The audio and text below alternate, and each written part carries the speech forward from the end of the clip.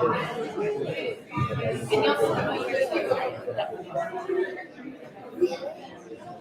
evening, everyone. Good evening. Wow, wow, wow. Gorgeous, gorgeous people in the room. Welcome, welcome.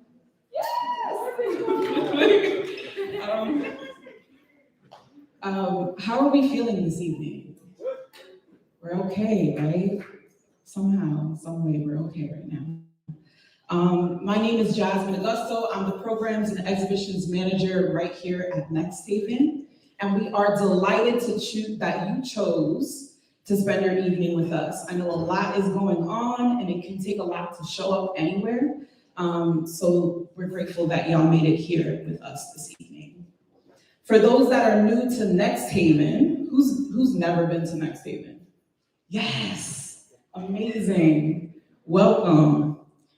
For those that are new, we are an arts nonprofit that accelerates the careers of artists and curators of color through our adult fellowship program and teen apprenticeship program, as well as engage with our neighbors and community to connect with a vibrant arts ecosystem, building on the history of this neighborhood, Dixwell, and continuing to make New Haven a hub for the arts.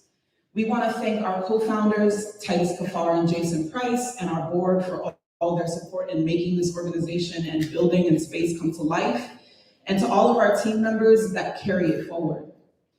This evening's program is part of Fall of Freedom. Who's heard of Fall of Freedom that's happening across the nation, right? So across the nation, artists and community organizers are gathering yesterday and today as part of an urgent call to the arts community to unite in defiance of authoritarian forces sweeping the nation. Through a wave of creative resistance, venues of all kinds are hosting exhibitions, performances, and public events that celebrate the experiences, cultures, and identities that shape the fabric of the nation. Our Director of Programs and Exhibitions, Marissa Del Toro, who's in the back, understood that we needed to be part of this and made sure that we signed up to participate. And so here we are. Monuments, Memory, and Black Futures is a panel facilitated by Nikesha Breeze in dialogue with artists Dario Camese, Dominic Chambers, and Kwadwo Adae, exploring how artists, memory keepers, and cultural workers are creating and holding space for Black memorials and Black futurity in public life. Nikesha Breeze is an internationally acclaimed interdisciplinary artist working across sculpture, installation, painting, performance, dance, and film. Rooted in African diasporic and Afro-futurist practice, Breeze creates immersive, multi-sensory environments that honor ancestral memory and reclaim erased histories. Nikesha has been here in New Haven, living at NXTHVN, in the early stages of her monumental project commissioned by the Yale Committee for Art Recognizing Enslavement. I think that was the end. Let's see. Here we go. Yeah. So we want to thank them for bringing her here to delve deeper into our histories and imagine the future with us. And so without further ado, please join me in welcoming this fantastic panel.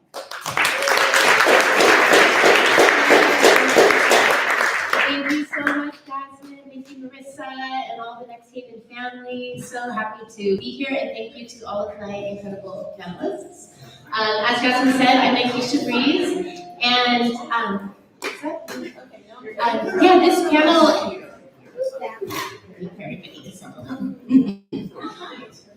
So this panel was something that was really important to me to try and bring together, also to ground my work here. As Jasmine said, I've been invited by the Yale Committee for Art Recognizing Enslavement to really dig deep into this place, to New Haven, into Yale, and to acknowledge all of the incredible history that the archivists and historians and community members have done to begin to uncover the history of enslavement and the stories of Black life and legacy in New Haven. And it's a huge task. And so to help me out, I invited all of these brilliant thinkers here to help us all out, to begin to understand what does it really look like? What does it really look like to create a monument of this scale, of this caliber in a community and across our country, especially right now when we are dealing with these authoritarian forces rapidly shifting the narratives and the landscapes of our history and our monuments. So the question I asked and that I brought this group together was, what is the responsibility that we have as memory keepers to not only create these new monuments, but create an entire landscape of memory as it's rapidly shifting. So without further ado, I would love to introduce my brilliant panelists today. And I will read your bios. We'll start with Kwadwo Adae. Kwadwo is a New Haven-based Ghanaian-American visual artist and muralist. After earning his master's degree in painting from New York University in 2005, he founded the Adae Fine Art Academy, an independent school specializing in individualized instruction of drawing, painting in all levels, and media to children, teenagers, and adults. In his fervent explorations in the medium of oil paint, Adae experiments through multiple genres of visual language, from figurative and floral works created from live observation to purely non-objective works of art that push the boundaries of painting and sculpture in thickly textured artworks that echo the high vibrancy of cultural aesthetics from the Ashanti tribe of Ghana. Adae is strongly committed to contributing to the discourse of public art that amplifies the voices of the underserved by focusing his investments and public artistic endeavors in local communities that were subjected to discriminatory redlining policies. Welcome, Kwadwo. Next, Dominic Chambers. Born in St. Louis and residing and working in New Haven, Connecticut, Dominic Chambers creates vibrant paintings that simultaneously engage art historical models, such as color field paintings and gestural abstraction, and contemporary concerns around race, identity, and the necessity for leisure and reflection. A writer himself, Chambers is often inspired by literature and has cited magical realism alongside writings of W.E.B. Du Bois, Ralph Ellison, James Baldwin, as significantly influential to his practice. Chambers received his BFA from Milwaukee Institute of Art and Design, Milwaukee, Wisconsin in 2016, and the MFA from Yale University School of Art in New Haven in 2019. Welcome, Dominic. And finally, we have Dario Camese.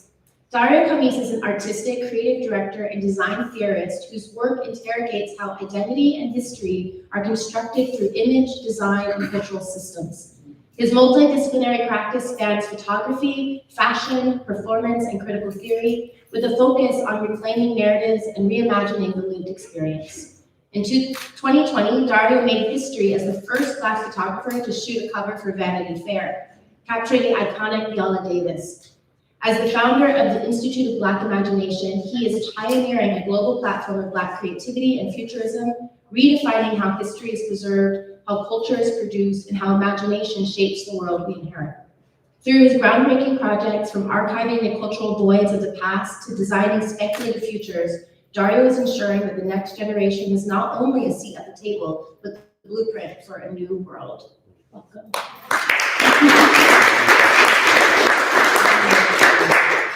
So to begin, also to give you all a deeper visual and textural grasp of these artists and the work that they're bringing, I've invited each one to just give a short presentation of their work. And we'll start again with you, Kwadwo. So we have slides on the screens. Is it just ready to click?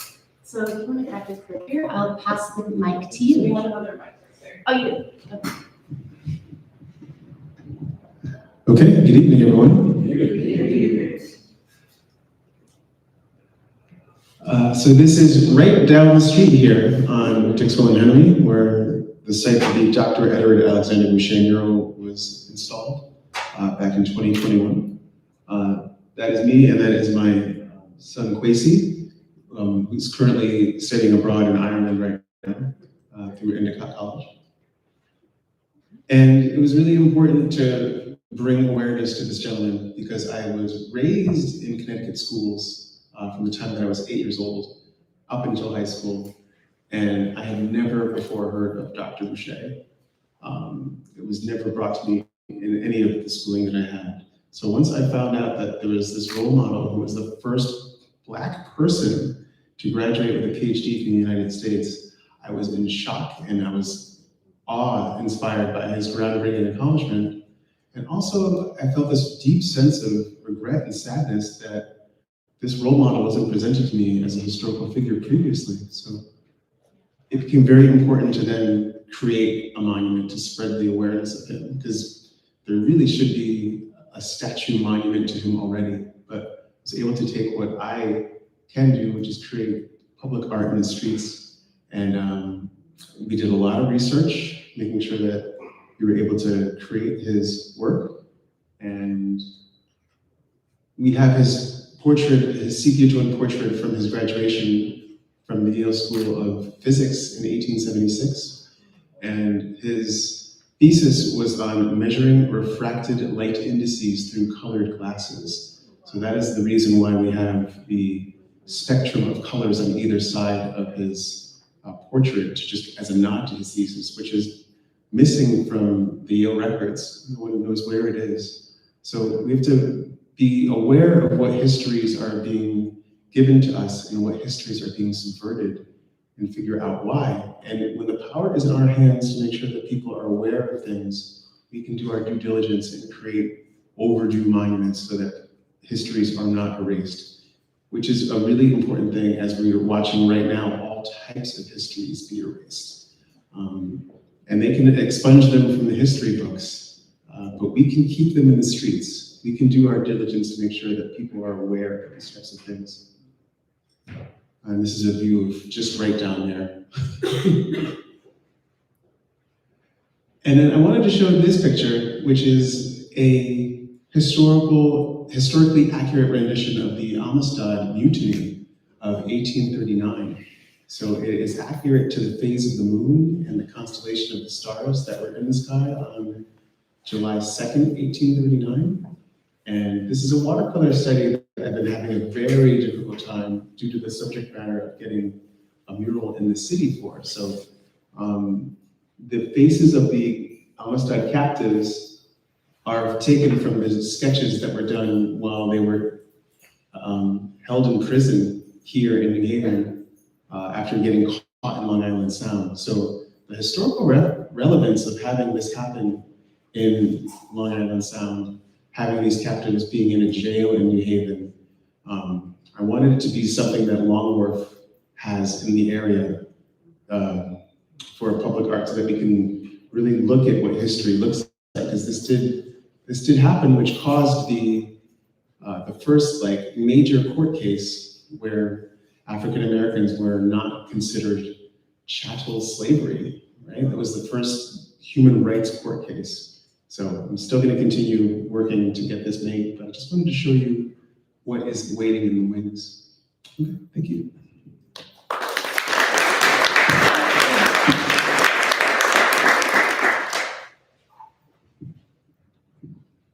Oh, that was wonderful. I'm going to stand up because this is like killing my neck. I'm sorry, right?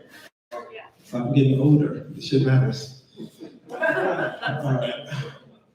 All right, so yes, I'm Dominic, and a lot of the work that I've made resides between the intersections of Black life and magical realism or surrealism.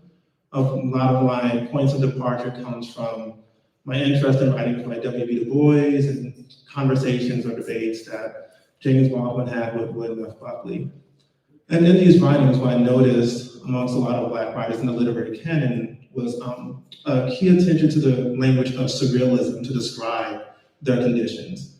And so for me, observing the space of magical realisms in relationship to the Black life and the Black subjects in my paintings felt as a necessary measure to think about a way of counteracting the assumptions one have about Black subjects in particular.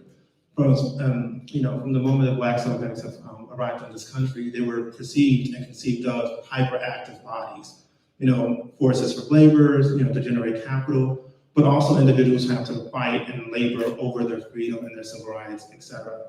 And so I made images like this that were hoping to circumvent that particular association to the character. And so, in utilizing color and the language of color as a way to think about conjuring a sense of the surreal or the sense of magic from a particular set of circumstances, such as laying on your couch and being transported by the narrative that you're engaging with in the book. And I also think about the image of the Black subject reading as being a consequential one, because there's very few images of Black people engaging with the literary text. And that for me is a void that requires being filled and witnessing the power of what it means to commune one's mind and their imagination with language. And so this one's called Magical Thinking. Okay, my bad. Okay, so also thinking about the space of leisure, but also not thinking about leisure as a container for just, people remaining still. While that is important to me, I also thought about spaces of kinetic leisure, like activities that one would participate in. And in those activities, it could replenish one's own interior domain, but also the external life as well. And then in this producing of this particular body of work, these images of these kites flying in the sky, I became interested in the history of the kite in particular. And I didn't realize that the kite originally existed as a military object, invented by the Chinese as a way to think about, almost the original drone, so to speak. And so thinking about the history of a particular object and how it translates into a domestic object that one utilizes for communal activities and events became quite important to me, as well as the spice for rekindling a sense of childlike wonder or nature and reprieve in an event. I'm going to go through these kind of fast. And so I work in color fill painting quite a bit because the language of color is quite consequential to me. And so, for example, you'll notice in this image here, while the image is a bright yellow painting, there's withered trees within it. And those trees make no sense for the time of day that's alluded to in that particular image, right? So there's ways to think about the highlighting of the surreal, the magical, and the fictitious in an image, but also the language of yellow as a color that, for me, has a lot of possibilities, just the way I think about yellow the same way I think about blackness in a lot of ways. So, like, one thing I think about as a painter, if I was to ask many of my students, if yellow is a warm or a cool color, the correct answer would be, well, it depends, right? And colors work like that. It's all relational. Our identities as Black individuals are also relational. If you think about the word diaspora, that word means something, right? It thinks about the relationality of Blackness. And so we're going to keep going. I'm going to try to speed through these more scenes. This is called Rapture in a Half-Light. And another negative image. I've been thinking about, the possibility of flying a kite at night and the poetics of the nighttime, which I'll talk about in later works, that I think are quite relevant. Then the thunderscape. I'm also quite interested in the language of poetry and the poetry that is oftentimes overlooked or underappreciated in the natural world. And so I was thinking about the potential for lightning bolts to be ways to demarcate a landscape. And what would it mean for a Black subject to traverse that landscape? And so again, these spaces are, again, surreal. Light is coming from both sides of the composition. We know light doesn't work like that. But again, the transformative nature of being lost in an activity. And then thinking about the idea of a Black subject hanging from a tree, and the idea of thinking about dangling, and the idea of thinking about this activity as being one that was quite ubiquitous to me in my childhood. We had a great tree in my backyard that I climbed all the time. Oh, that's a cool place. Okay. And then this one's called Since I Was a Jit. I'm really interested in this artist named Joseph Albers, who talked about color theory quite a bit. Again, thinking about this idea of relationality in the work. And so all those colors that compose that young man sitting on the bench are all the same colors, and they're all born from the same color he's holding in his hand. So his face, his arms, those things all possess the same color that's literally held in his hand. And his body becomes a part of the landscape, and it allows for that kind of cobalt blue painting to burst forward. Then interested in the poetics of the night sky and the shimmer. And this is my imagination of what life would look like on Mars. And so a lot of my work also thinks about the idea of the Black imagination, the Black interiority. If you were to think about someone like Sun Ra, who thought about, let's go back to Saturn. And so you think about a lot of Black futurists who think about their life beyond the planet Earth, right, as a space of escapism. And so this was also called My God, It's Full of Stars, which borrows from Tracy K. Smith, who, if you guys are familiar with her writings, I strongly recommend that you check her out. So My God, It's Full of Stars. And I show these because this is actually a kind of departure from what I'm going to next in my work, and I'll probably wrap this up soon because I learned this really fascinating fact about really all of us as human beings. We have the ability to glow in the dark. So humans are capable of bioluminescence. And I thought that idea was interesting because we also are composed of stardust. So many of the elements that compose the human body are also found literally in space. And so me thinking about this idea that the light that we emit is 1,000 times dimmer than what our eyes are able to perceive, it got me interested in thinking about the idea of the shimmer. So I made these shimmering surfaces. So you can't see it in the painting, but if you walk around that painting in person, the surface glimmers like a stone. So I've been making these images and then thinking about the idea of, the stars that reside within our bodies have the ability to have a sky reunion with the stars above.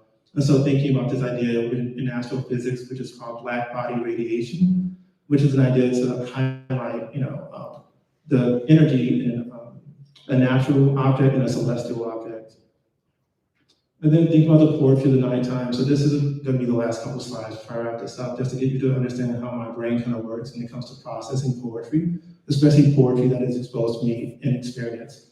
So when I was a child, my family and I, we had to sleep in this park, and when we slept in that park, I got to see what that playground looked like at night.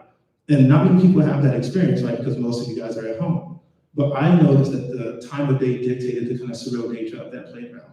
And for me, it started to look like a castle. And so this was my attempt to kind of, reimagine that childhood experience, but then manifest it into a monument of my own, which are called the Ghost Kingdom sculptures, which are these sculptures that are intended to be made at, full to life scale, and be strong enough for children to engage with them, to walk on top of them. And the goal is that when a child walks on top of it, the illusion that you would then encounter is that of a child walking in the sky. And so then you understand the transformative nature of this object that we're familiar with, but has the ability to highlight and ignite our ability to imagine and wonder through our participation with the object. And so, yeah, that'll be it.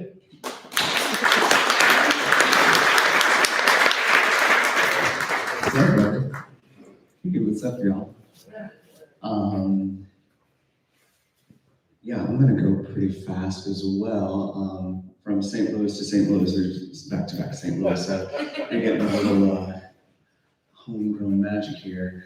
Okay, cool. So this is me. My name is Dario Camese, and my work spans a couple of disciplines, but what really unifies it is design. I view myself as a design theorist, and I'll explain a little bit about that.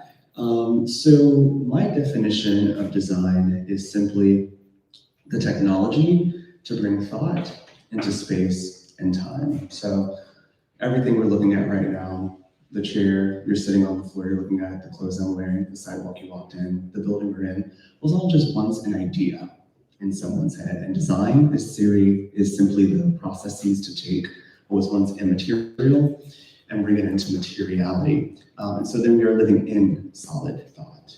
We're living in embodied ideals. And then the question becomes, well, then whose thoughts and whose ideals?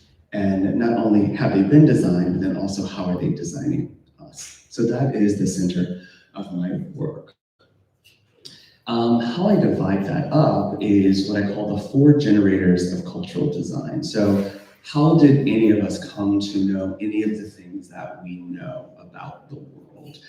For me, it's through these 4 vectors that are not discrete, but they work in tandem. So the image, the spectacle, the built environment, and the institution. And so that's the lens through which we'll see my work today. So the image. So a lot of my work, speaking of memory, really revolves around me growing up in St. Louis, the child of a preacher, my mom, the first lady, getting ready for Sunday morning church service. And so these are images of a woman in Harlem named Lana Turner, who I went to church with. And this is actually work that I did just coming out of grad school at SVA. But what you can see is these are kind of like flash memories, kind of like Dominic showing the playground when he was a child. These are kind of flash memories of my mother getting dressed. And she's an incredible woman in Harlem, by the way. She has this incredible vintage collection of clothes that she wears every day. And then this is kind of fast forwarding a couple of years when I started shooting for Vanity Fair. This is my first shoot for Vanity Fair with Billy Porter. But again, growing up, as the son of a preacher man and also a queer kid, I'm playing with my mom's dresses and walking around in heels. I'm, taking a sheet and making it into a ball gown. And little did I know that once I got into this space, that type of playfulness would also show up in my work. So that kind of level of surrealism, but through the lens of fashion, is also a part of my work. So this is Billy Porter. What you see on his head is actually not a turban, it is a blazer. And I do that as well. I don't treat the garment as sacred. Here's some other work that I've done. This is a shoot for Numero in Berlin that's based around this concept of voodoo. And so this idea of like surrealism or play, or kind of just taking a second look or looking a little bit harder, shows up a lot in my editorial work. This is an editorial for The Same, where I was actually casting their face during their casting, and then the models that I used in the shoot, their cast showed up in the shoot. This is some of my more known editorial work, shooting for Vogue, Esquire. And then also, as you can see, Black women also show up quite prominently in my work. So here, so funny, this is years ago, but it feels quite prescient now. For me, when I think about America, this is who I see when I think about America, Black women of all shades. And then this is an image from that same editorial that's really thinking about W.E.B. Du Bois's double consciousness and the ways in which Black women can often be looked at, but actually not seen. And then in 2020, as mentioned before, I ended up shooting the cover of Vanity Fair with Viola Davis and became the first Black photographer to do so, because, well, you know the history of this country. And so this kind of playing around, again, this looks like a dress. It's actually a trench coat because we took this during COVID, so we didn't actually have any clothes for this shoot. And so I was just playing around with what I had. We think we had like 10 things on our rack. But what this image refers to is actually the scourged back, which is Peter Gordon. And so for me, this shoot came off of the extrajudicial killing of George Floyd. And so the image really be a type of protest, but not a protest that is finger pointing, but a protest that really, really reclaims and then also reveals what the Black imagination is and what it can do and what comes out of a struggle and an experience. And then also working with cultural institutions, so I shoot the campaigns and do the creative direction for Alvin Ailey's images. This is a shoot we did a couple of years ago. Also shooting for like ABC, Blackish. And so for me, it is about, again, Black memory, Black cultural memory. This is kind of this generation's version of The Cosby Show. This is their final season. Okay, perfect. We're doing well. And so in the image, at the end of the day, you actually can't be any better than the tools that you use. And so for those of you not familiar with photography and color matching, there was a card called the Shirley card, and that was what was used in order to render skin tones, except Shirley had a very specific skin tone. And so many film stocks would not actually render Black and brown skin properly. It actually wasn't until a furniture maker complained and they wanted to render the wood the proper color. And so that's how we actually ended up getting emulsions that were geared towards people of color. But this is actually me working in the field of technology and working with Adobe Lightroom to design presets specifically for people of color. And so this is an example of that. There's a few other examples as well. And then I was commissioned by the Met to shoot the imagery for an exhibition that we had called An American Ethnology and Fashion. And again, so you can see fashion, image, these kind of all weave through my work. And this is the, no, this is not the Vanderlyn Room. But what I wanted to show was this really reflection in the mirror. So again, kind of playing with surrealism, removing a lot of the background. But this is essentially about class, it's about race, and it's about taking a deeper look at history. And then that's what it looked like at the Met. And this is one of the other images from that series. We did about 6. This is the Shaker Room. So the image, the spectacle. And so at the same time, I work in the world of fashion as a creative director. Many may know the fashion brand Pierre Moss. And so when Kirby and I are working on the shows, we're not only thinking about the runway experience, but also where it takes place. So this is the historic King's Theater in Brooklyn, which is a few blocks from where Kirby grew up. These are some images from the runway show. That's me, prior to the runway show. Our most recent show was actually held at the home of Madam C.J. Walker. And Kirby was the first Black American invited to show in Paris for couture. And he was like, I'm not going to Paris. We're gonna go to Madam C.J. Walker's house and we're just gonna live stream it, which was amazing. And so taking that opportunity to not just create a fashion show, but actually resurrect the history of this woman and this incredible life. So Madam C.J. Walker was the first self-made millionaire in the United States. But we're using fashion and we're talking about the history of Black inventions and imagination. And so each of the runway outfits was based on an invention by a Black identified individual.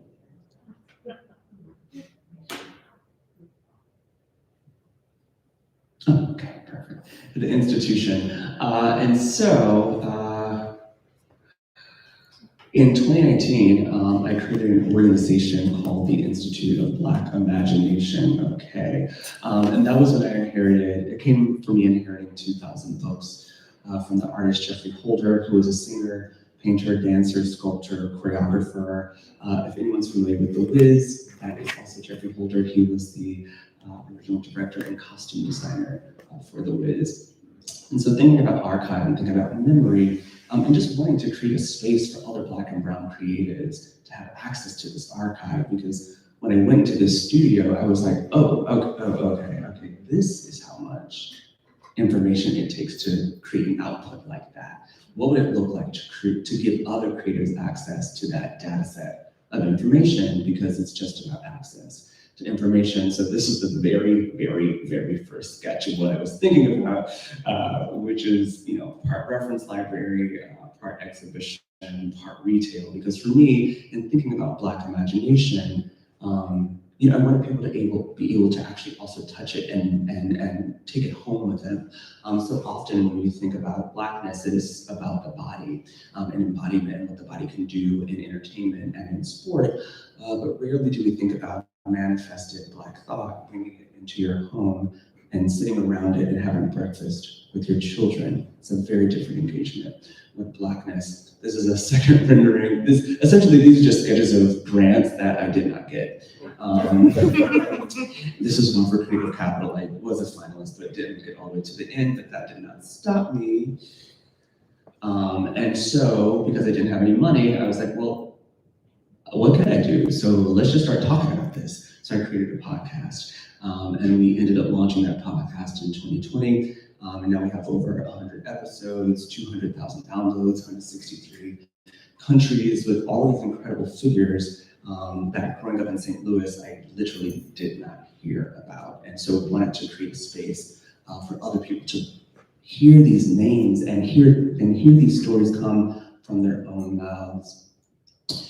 We also, we're in COVID, and so it's like, okay, well, these people still can't gather to meet and to see these books, so what else can we do? And so we created a digital interactive archive called blackimagination.com, which is a gamified Black imagination constellation in your pocket. You can go on your phone right now, blackimagination.com. It's a bit of a game. You gotta figure out how to get in, but you'll see our prototype there. We also created this visual podcast player. This is our internal product of one of our fellowships. This is a memorial for peace and justice. And then the built environment. And so wanting to create a space, and I'm totally over time, but I'm gonna take 2 minutes. Wanting to create a space for the people to gather, for that original sketch that I did back in 2018. So we ended up choosing a site at the Oculus at the World Trade Center, which for us was a little strange, but when we looked at the options, it was the most accessible point for all the historic Black neighborhoods in New York City. So 30 minutes from Newark, 30 minutes from Uptown, 30 minutes from Brooklyn. And this is just a little bit of our kind of process at the bottom, what we were thinking about. This is the rendering that we use to like tap dance and get dollars. And this is the process. That's about to open. And then because we were not planning on being in that site, we decided to take 4 months before we opened and just ask people to come in and imagine with us. So we just pulled people in from out of the hall and took surveys and just had them dream with us. And so the store that you see now is a direct result of this kind of co-imagining, but really thinking about this place of retail and subverting it and asking, can a place that's designed for transaction actually be hacked and turned into a place of transformation? That's it. That's it.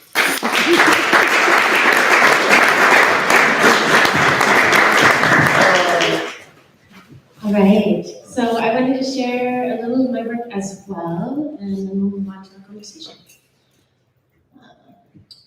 My name is Nikesha Breeze, and I work in the intersection of archive, memory work, reclamation. I call my work 4 sites of return, which I really like that you have these 4 sites, because that's also sort of how my work functions. The 4 sites that I navigate are ritual, remembrance, reclamation, and reparation.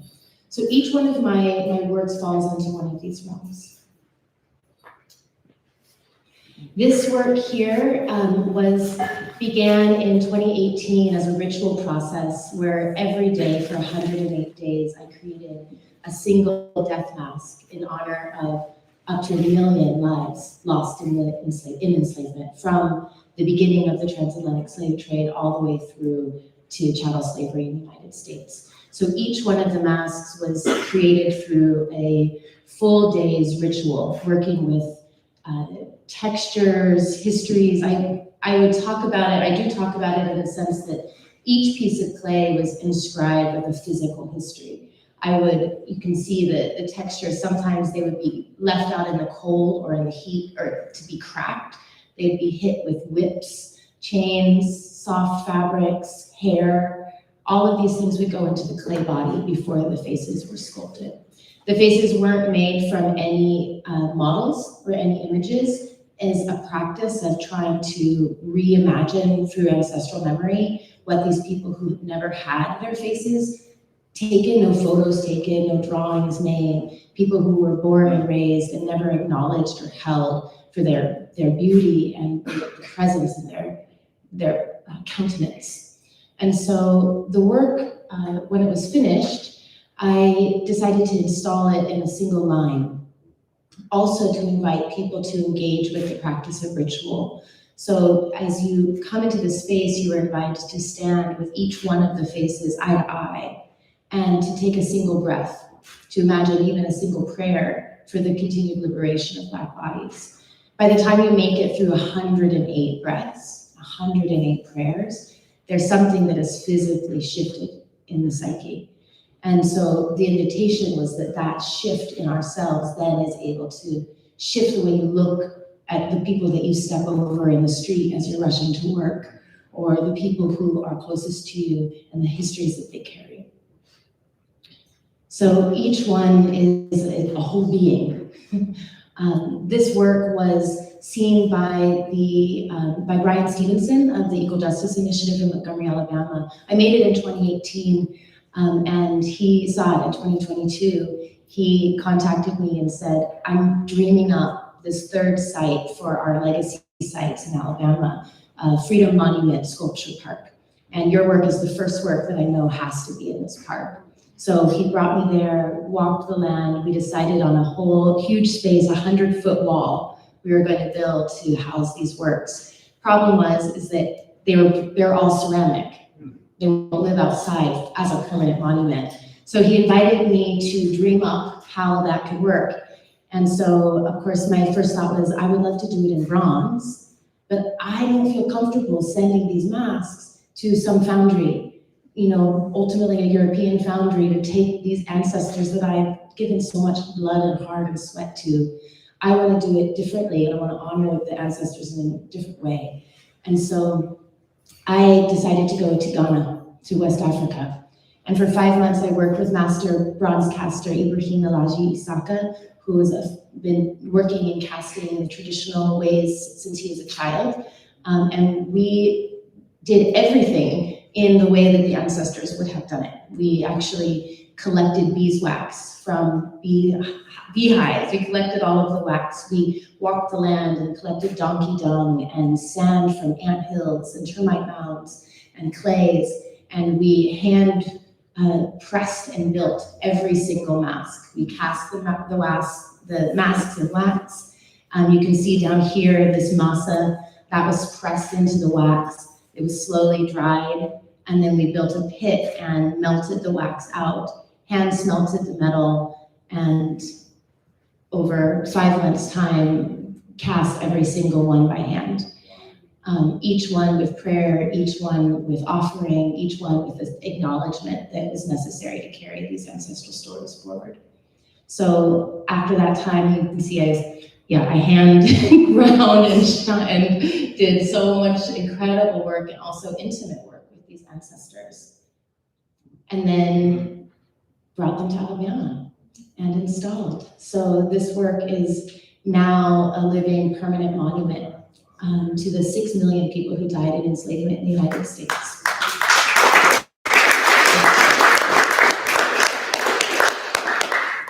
Yeah, it's really special. You also should go check it out. The whole park is amazing. Over 26 artists from all over the world, brilliant Black artists, have come together to create a whole walking tour of the history of enslavement.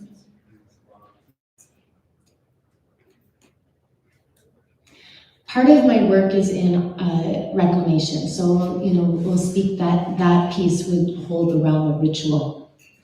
This work, my archival portraiture work, is reclamation. I have been forever in my research, all of the work that I do is grounded in research. So even in the process of making the masks, what was important was that I worked through deepening in my understanding of the history of Black bodies and the diaspora, the histories of enslavement. And so every day I would study. Part of that study was looking at the first photos, the first images of Black people. The camera was developed in the 1850s and was used for many different ways, but often by abolitionists, by people to take pictures of their enslaved, by the soldiers. There were so many different ways that these photos were used, but often they weren't created by Black people themselves. I decided to honor, and most of them also are anonymous because it wasn't about the people. It was for the uses that the photographers and the systems were wanting for them. So I decided to recreate these works as large, presidential even portraits, long layered oil portraits. I would degrade the canvases. So this here shows an image of the canvases. Again, this relationship between the spirits working on them before I even touch them. I'd layer my paintings in black as a ground and then put white on top and then leave them outside to spirit. This was hit in the rain. And so it slowly dissolved the surface. And then the figures go on. So there's already this sense of relationship built into the work. Oops. You can see the finished painting here. These works, each one has its own whole story, but they're all anonymous people. So I'm inviting individuals to come into these relationships with these individuals and to hold it, the whole power of them, right? And even to ask that question, who are they? Where did they come from? Why, right? To inspire that part of us to learn more, to want to learn more about the brilliance of these individuals. These two girls, I love this story because I had painted them with the same intention, Mary and Isadora know. And I was watching a talk actually about this from this whole world of Yale. I was trying to study a little bit about who's been talking about this project. And in that talk, there was a person, his name's Chris Rabb, who's a US House of Representatives politician, and he's a Yale alumni. And he was talking about how he had one picture of his great aunts that were enslaved by the Livingstons, who were huge donors to Yale, etc. And this was the picture he showed. And I was like, wait, that's my girls. That's my Mary and Isadora. I painted that. Of course, I called him, found him online on LinkedIn. It was like, I have a painting of your family. So the first time was actually across the interwebs to be able to find a descendant of these people. These are all portraits from W.E.B. Du Bois's series on that he created for the 1900 World Fair. I'm also working film and performance. This is a series of 3 different films that are actually 8-hour and some 12-hour ritual dances. 2 dancers and 1 musician. We would work through various spaces in nature to I guess they're mourning rituals for the land, for Black bodies, for queer bodies. Each one working through this idea of non-productive time. The Black bodies throughout time have had a constant press of temporality, that all of our time, all of our space has been taken. And what does it look like for us to take back our time? What does it look like for a Black person to be in nature, doing nothing for 8 hours? It's rare, if not unheard of.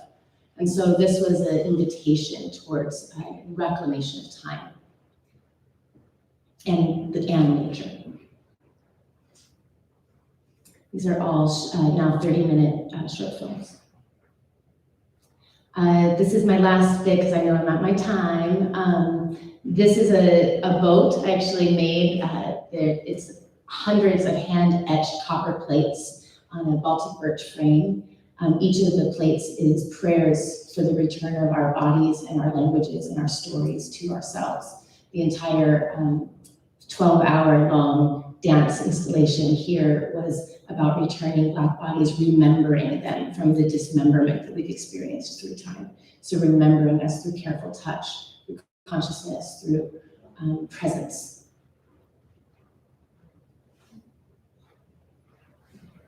The dirt is 2,000 pounds of composted cotton burrs. And then the fabric is raw cotton dipped in sugar and wheat and corn, all plantation crops, as a protection around the spiritual practice happening inside. And I'm just gonna slip through these last so you can see just a little bit more of the texture of the work. This is a memorial to the indigo workers who built the American blue jean, the originators of the American blue jean. So we have raw cotton, raw indigo, and then blue stained hands and feet.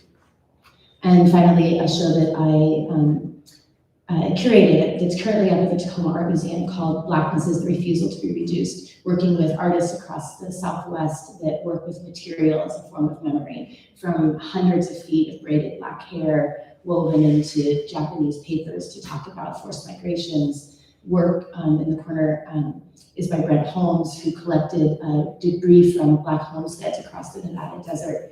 The work next to it is Willie Bonner, that is paintings with tar and feathers. And this is the work that I'm currently working on right now. So I've been invited to create a massive installation at the Sydney Biennale in 3 months. And I'm creating a memory space for Black archives. So I'll be creating 3 70-foot tall baobab trees made of the same cotton from the installation you saw a moment ago. But inside each of them, there'll be theatrical performances by Black artists speaking the narratives of elders who were formerly enslaved in the United States as they dream of their lives as children. So that's the end of my presentation.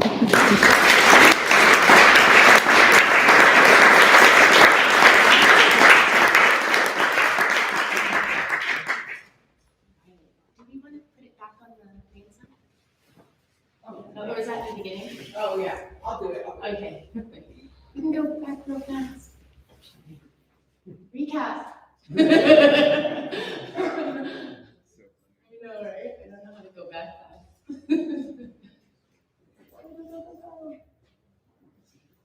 Yes. There we go. All right. Thank you all. Okay. Now the juicy stuff. Here we go. So just so y'all know too, we didn't rehearse any of these questions. I was not the greatest moderator. Usually moderators are like, here are the questions, think about them. No, we're just going in raw, all right? So I hope y'all are ready. I'm excited. So my first question to the panel is, what are the stories that we as Black artists and memory keepers feel responsible to carry forward? How do we decide which histories that we want to bring into the public space? Go ahead.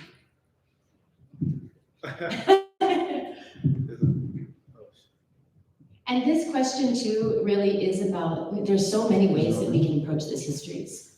You know, there's so many ways that people will come in with, you know, let's talk about the horrors, let's talk about the pains, let's like really truly like acknowledge what's happened. And others it's like, no, let's talk about the dreams, let's talk about the visions. What is it? And how do we as memory keepers choose what we share? Wow, you know, it's funny that the mic, so should I go first? I would say, like, I'll think in a more granular way for myself. And I would say, like, as a part of departure, the first story that I would want to make sure I preserve would be the stories my mom told me in her kitchen. You know, I would like to go there. And I'd start there, and I think it's important, like, I'm not trying to be cute, I actually think that's really important because, like, these stories that you hear in places like your living room, in your kitchen, like, I have some of my best ideas in the kitchen. You know, it's just because we converse there all the time. And so that was probably my first encounter with the idea of holding on to a memory, because I remember the sensation of that thing. And I think, like, thinking about the memories that you receive and when you receive them, and how they expand your capacity to hold other memories, because you understand the significance of them, right? It's not a consequential thing to just dismiss. And so for me, like, my point of departure will always start with those kitchens and those stories in the domestic space. Anyone else would like to add to that?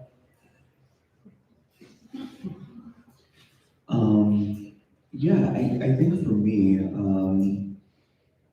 it's about the lives lived of incredible folk that we otherwise wouldn't know about.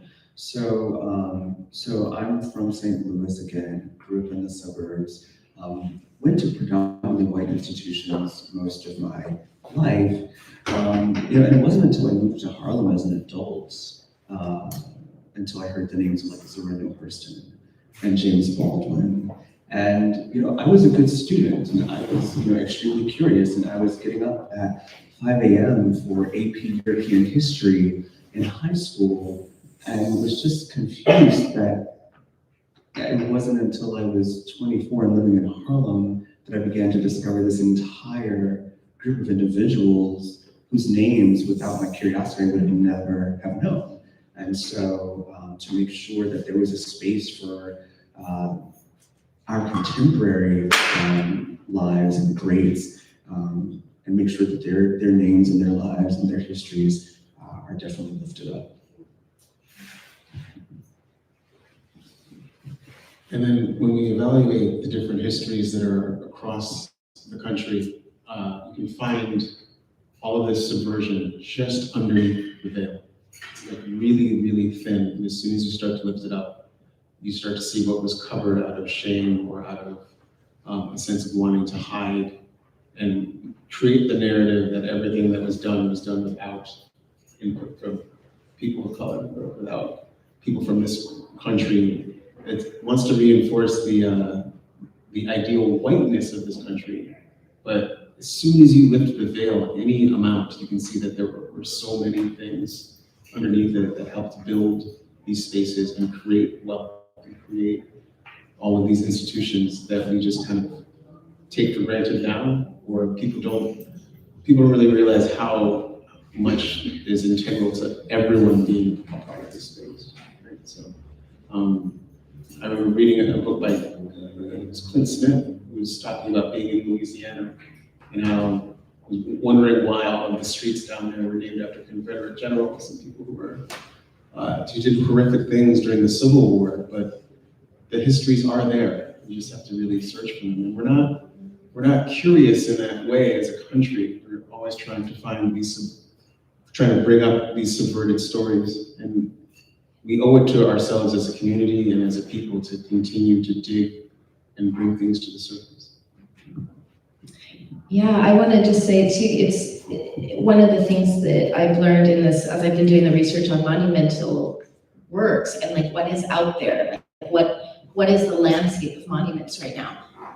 The majority, I wish I had the exact statistic, but it's something like 80% of the monuments that are across America are monuments to war, period. Like that is what is memorialized. Our war is memorialized. Our war generals, stories of war, that is, like in every city, there's a monument to war, and most of those monuments, are, if they're depicting any people, they are depicting generally white folks in this culture. And when they're not war monuments, like, and I think about even in looking at some of the books that I've been checking out at Yale, right, like these, older Greco-Roman monuments, these are just like generally white folks leisurely hanging around, laying on a couch or, doing nothing, we know it's true. Like, it's like, oh, here's another image of a white man, in this position, and now I'm in this position. And, it's, and they're like marble monuments that people were hand chiseling for years to make,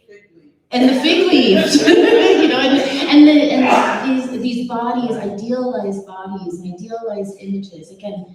And I think about it, I'm like, oh, these cultures were attempting to create monuments for their future. Like, this is what we aspire to, these bodies of leisure, these bodies of, Adonis shapes, these like war, bravado, this power.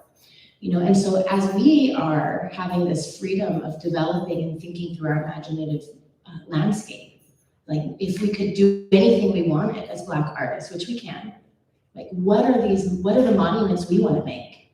What do they look like? Are we, I don't see it necessarily like recreating. Maybe it's not just about then Black folks leisurely laying around, or is it? What is the image that we're making? How are we creatively thinking through the development of our future through our permanent monuments in the world? And what is the imagination that we want to bring? So that's my next question. I know, sorry.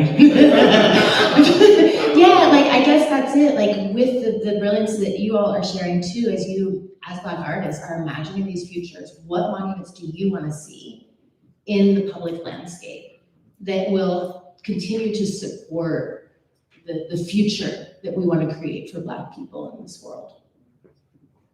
Would you like to take it, Dario? What would you call it? Yep. Okay. That's a good job. Okay. We'll just ask my brothers up here. I really like that fact, Nikesha. Like the idea that many of the monuments are all sites of violence. And I think, I remember thinking about this idea of encountering a monument, because what a monument also is that it's a beacon, right? Like it literally calls people to go, see these things, people support these characters and their stories, etc. And like when I think about the type of monuments I would want to conjure or facilitate, would be a beacon that was one that was centered around the idea of communal activity, something that wasn't one that commemorated violence per se, because we are deeply familiar with that catalog and that point of history, but really thinking about the kind of quality of Blackness to permeate a particular culture and to change it and to uplift it and to make it something more than it is. And creating monuments that facilitate that bias coalescing. And so, to think about like the transparent playground, for example, like think about that as a beacon, not just, it's made like, me as a Black man, but it's available for all of us. It's also facilitated for all of us. And I remember, like I was raised in a church, like my mother was really devout Christian woman. And I remember in this, Sunday service, you always had like the welcome song, you welcome those into your doors and whatnot. And that particular point of tradition in Black cultural life for me would be like the kind of spirit I would like the monument to possess, And so, I'll start there. Yeah, so in 2018, I created the women's mural here in New Haven on the Hampton-New Haven border. It's called Mothers, Daughters, and Sisters of the Firelight. And the impetus behind creating it was what you were just saying, how so much work is dedicated to war and military work and men with guns, that it was a strange and groundbreaking thing to just make a monument that featured 17 women from around the world. And I made sure that the women were all dressed in their countries of origin. And the funding started out just from having an initial sketch of 9 women, but the wall that was chosen on the greenway was so large that we just kept adding while we were painting. So I would love to see more monuments to women, and I would love to see monuments to women everywhere. It shouldn't be this rare, because it's half the population. And just, they were in Statue of Liberty clothes, so the beacon was the point of that, having everybody raised with a torch in their hand. But then the difficult part is getting funding to endorse that. People necessarily, it's much easier to get funding for a war monument than it is to just show women standing, women of different races standing, just Black women standing. Like in Times Square, there was that recent sculpture that was put out of a Black woman just existing, and the hatred behind it was really palpable for a lot of people. And I got pushback for the women's mural. I had someone interview me saying, where are the men in this picture? And I'm just like, you can go literally anywhere to see men in this world. So like this one space that's women only, you have a problem with that. Or like, why aren't there police in your mural? I'm just like, I don't know any police that I want to honor in this way, but I know lots of women that deserve that honor. So we have to be careful with the type of content that we're creating, and we just have to make sure that there are avenues where it can be funded.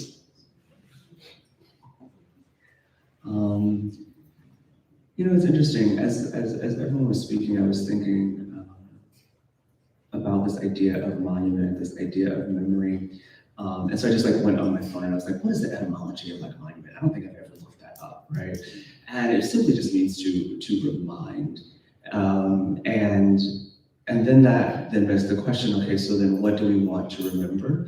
And I would say even to your answer, or to your question around Thomas Price's sculpture in Times Square, I think a lot of the antagonism towards that sculpture is a simulacrum of the antagonism that Black people encounter in multiple spaces, because we are a reminder, right? We're a reminder of a way in which people can be treated. We are a reminder of what it means to classify one as Black and or white, right? Like, whiteness does not exist without Blackness. Blackness does not exist without whiteness. This is a weird, like, fucked up tandem psychoanalytic relationship that's been extracted, and that's what we're dealing with. And so to even see it is a reminder, and they don't want to be reminded.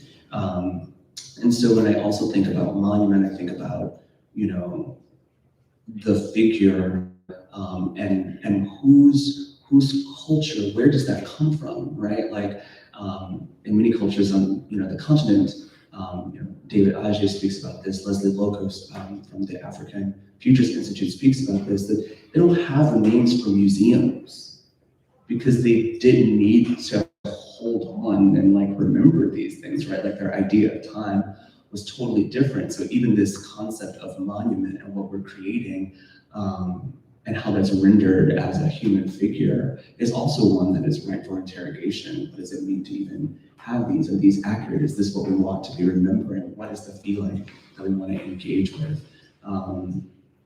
And so those are some of the thoughts that I was thinking as well were asking that question. I think, you know, in a moment like this, what we find ourselves is a war of memory, is a war of what will be remembered. And that is, yeah, I don't know what that is. It's just what it is. Yeah, I love that etymology, you know, to remind, you know, because truly it is that. And again, this place, when I think of reminding, I think of the future, right? I think of, like you said, like, what do we want to remember in the future? But also, like, how are our archives being brought up, right? So you mentioned, Dom, just like the stories of your grandmother around the kitchen, right? Like those archives, right? I'm currently working in that work that I'm doing for Sydney. I'm working on, you know, gathering from this massive treasure trove of archives in the National Library from the born in slavery narrative, right? And they're incredible stories that are not really told, and they're family stories. There's stories of relationship. There's stories of intimacy. You know, here at Yale, you know, really enjoyed working with Dr. Charles Warner and thinking through the stories that are held here that are not in the archives at Yale, that are actually held in the church and the families that keep those histories and the individual stories that are carried forward. And so that's my next question is, right, is like, how are we holding our archives, right? Who is holding our archives? You know, and how are then those more intimate, personal stories getting the public look that they need, right? And so my question around that is, what do you see as ways that we can honor those intimate family stories? And like with Thomas Price's piece, you know, as well, it's like it's just a Black woman just standing there, just like the Adonis on his couch, like just sitting there. It's the same thing, but there's all the backlash because we aren't used to seeing Black folks just exist in space and not be honored or seen. Like it's always performative. We always have to be doing something that matters because, again, like there's a constant press to prove oneself, even in history. So back to my question is that, like, who is holding these archives? How do we as culture memory keepers and artists that are dreaming the bridge from those intimacies into the world, how are we getting the history? Where are we finding it? What does that look like? I know that's a hard question. I would say like it begins with believing that, you know, the lives that you live are valuable, you know, are worth saving.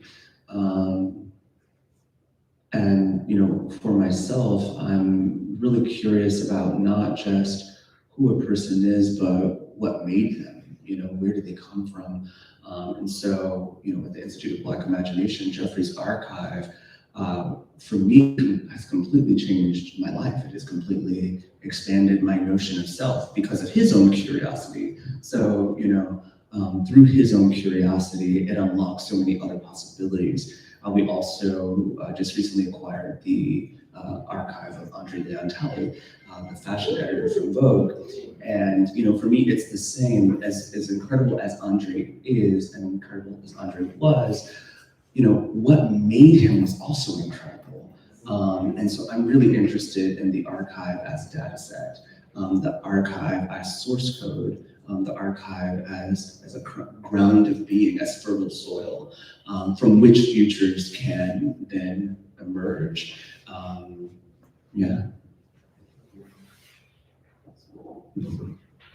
No, I really like that.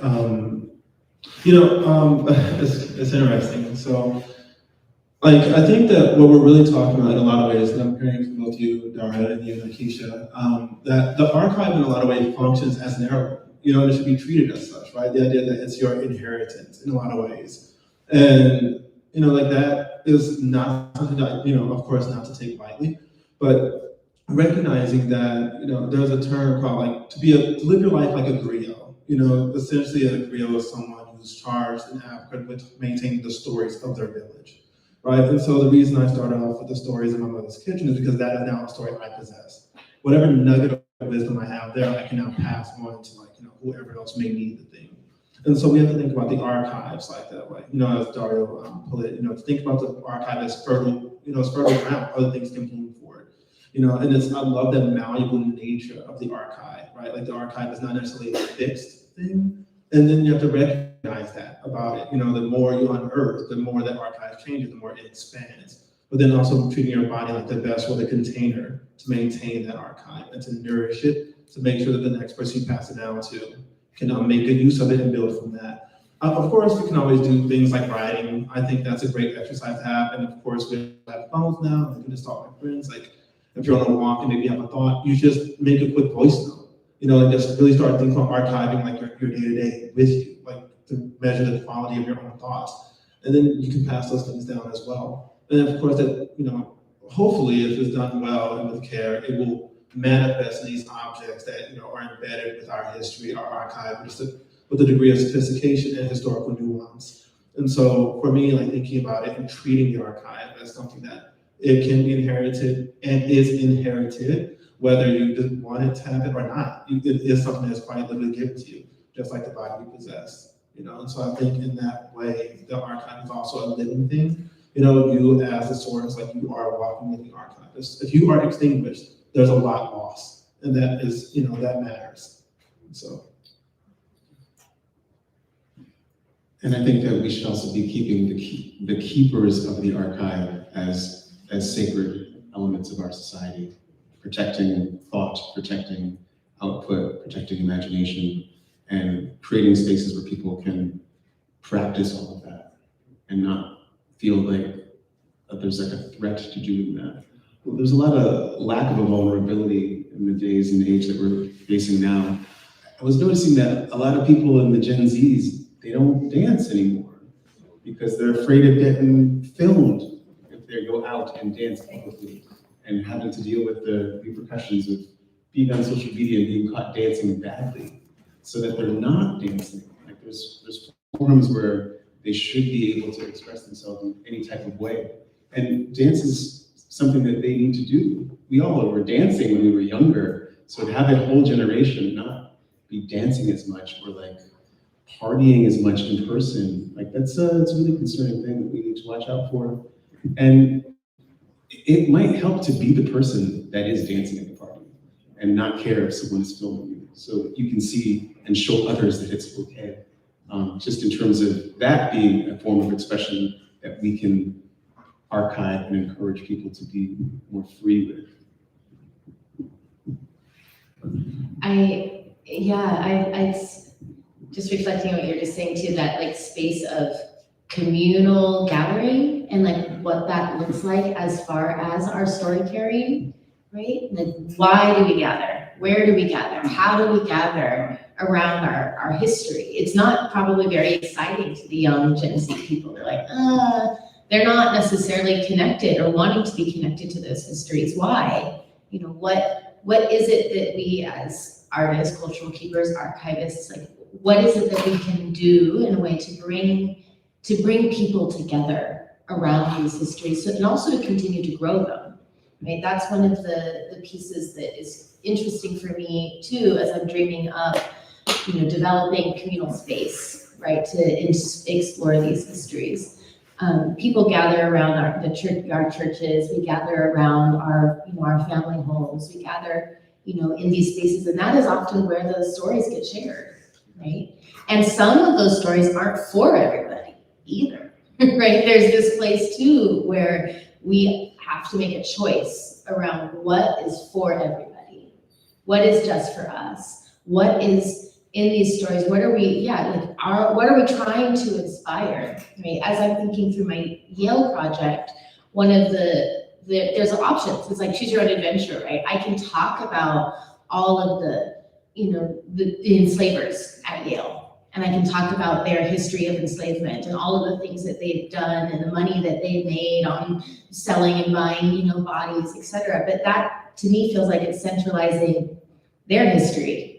Instead, I'm like, who were the people? Where did they live? Who were their families? How did they love and share and talk? How did these, people who were enslaved continue their stories, of liberation and freedom, right? And so, choosing the narrative, I'm kind of going off, choosing the narrative, right? How and what of our intimate stories do we choose to recreate? What does that actually physically look like? It can be a physical monument. It can also be a temporal monument. Like you said, there's this place where things sometimes need to just come and go, right, as well. So that's my last question, is around the reclamation of time as an Afrofuturist principle, right? How are we creating spaces that are both physical and temporal, right, to invite our lived communities together as well as our ancestral communities together, right, and our future children together? Can monument encapsulate all of that? So that's the question. Temporally, you're again thinking into dreaming space, physical space, temporal space. What are we looking at to bring together past, present, and future? You know, this is probably the only question I feel equipped to actually respond. You know, and it's interesting because I'm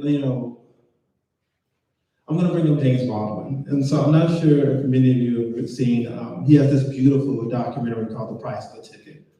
And at the end of the documentary, his brother talks about finding James Baldwin in the last days before his death. And his brother told him, says, I walked into the room and I saw Jimmy looked weak. And what James Baldwin told him was that, I hope that they can find me. And I hope that in this wreckage called life, that they find me. And so what Baldwin was getting at was that his words, his writing, like the book is a monument. That's what he left behind for us. Like in whatever the hell you're going through, you can find him. That's where time and presence collapse, right? Like all of that collapse in that boundary where you can summon Jimmy with you. He can be there to be your shadow companion, to walk with you through something, right? And it's interesting. I think about my paintings in a very similar way. Like some of my paintings don't have titles, they have names. And that's a very intentional thing for me, like as a painter and as an artist. Like when I think about titling something, like a title for me, highlights a particular detail, character, or conceptual nature in a work. When you name something, when you give it a name, that implies that there's some degree of subjectivity embedded within that object. And so, for example, I have a painting called Rosalind. And I hope that some Gen Zer is struggling in their painting or struggling with an idea or struggling to rest. And I'll just tell them, would you go see Rosalind? And just go see her. Like, go see Rosalind. Rosalind is there for you. Just like the ideas embedded within her are also available for you. And that goes against, my appreciation of Baldwin, but also my appreciation of the conversation I had with my mother. Like, these things were passed down. And, temporally, you can call upon them, right? And you can take these ideas with you, kind of like a prayer. And that's how I think about it. It's like recognize that prayers are also monumental, when delivered to you in the right way, in the right object, in the right vehicle, in the right medium. And that for me is perhaps the most consequential thing about the kind of activity that we're all engaged in. And I think that, we should, give that a bit more attention because I think it matters the type of things you embed your subjectivity into, which is also something that, and that's the last thing I'm gonna say, Frederick Douglass understood that. Frederick Douglass was he was the most photographed man during the time of the daguerreotype on the photograph. And what he understood was that man's ability to embed his own subjectivity within an object is one of the most profound things in all of creation. The fact that we can do that, we can actually embed and deposit, and literally deposit a piece of ourselves within something. That is magic. That's worth its weight in gold to the person who withdraws from it. And so that is why I think, these monuments and how they're manifested matter. But okay. Wow. Sorry. No, I'm just taking that in. It's really Take your time, baby. it's gonna take a while. No, it's the part that I'm loving is that it's like little gifts that people are leaving for us. Like when you read like a James Baldwin book. I just reread I Know Why the Caged Bird Sings by Maya Angelou, just because it had been long enough where I was starting to forget. And it brought me to her life. And it reminded me of there was some intersection between growing up in a place that hates you and then Bugs Bunny cartoons for some reason. She was quoting some of the music that I remember seeing as a kid in cartoons. So it really put the setting in time and place in my heart while I was reading that. And that's a gift for me at my age now that I wasn't going to get when I was remembering the tunes from the 40s of Bugs Bunny cartoons. So these are gifts that are out there for people to read and to take in and to learn from and to struggle with, because that's where a lot of what my work comes from. It comes from the struggle of having to navigate this world and the injustices, and you can't wake up angry every day. You can't keep fighting it every day. You have to enjoy this one life that you have. And by creating and leaving murals up for people, paintings up for people, little written accounts, little small watercolors, they will be found. Archaeologists are finding things all the time. And we're still communing with societies that are ancient. I just got back from Puerto Rico, and I was there to study some indigenous Taino artifacts for an indigenous Taino mural that I'm going to be doing on the island of Vieques in Puerto Rico in the next couple of years. We're doing a lot of research that I'm steeped into, and the same things. I'm finding all of these things that aren't from my culture that I'm getting an opportunity to learn from. And what I'm finding is that on the island of Puerto Rico, there's just so much wealth of information with liberation practices. And if you go to any oppressed nation, you're going to find the same things. So it's important to compare notes and make sure that I'm remembering Cha-Cha Jimenez as much as Fannie Lou Hamer, and that the struggle for liberation is a fight on separate fronts. No, I'm sorry, the same front, but just different views of it. And all of these things are connected. So what we leave is connected, and what we find is also connected for us to use.